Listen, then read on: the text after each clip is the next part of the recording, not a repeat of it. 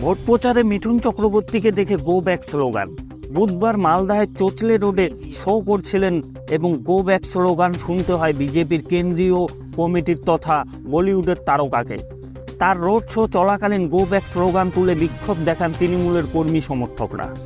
এ নিয়ে তুমুল উত্তেজনা তৈরি হয়, যদিও পুলিশ ও নিরাপত্তারক্ষীদের তৎপরতায় পরিস্থিতি নিয়ন্ত্রণে আসে।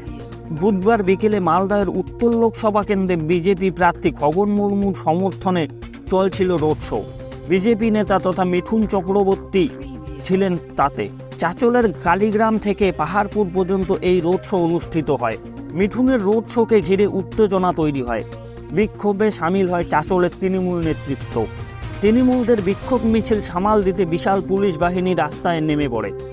তৃণমূলের গো ব্যাক স্লোগানকে পাল্টা জয় শ্রীরাম স্লোগান দেওয়া হয় বিজেপি কর্মীদের তরফ থেকে।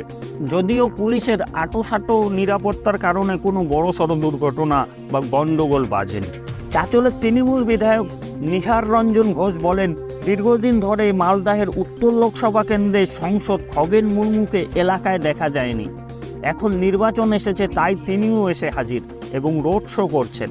মিঠুন চক্রবর্তীকে নিয়ে রোড শো করছিলেন বিজেপি প্রার্থী। রাস্তায় দাঁড়িয়ে গো ব্যাক স্লোগান দিতে তৃণমূল কর্মী থেকে সাধারণ মানুষেও প্রতিবাদ জানিয়েছে।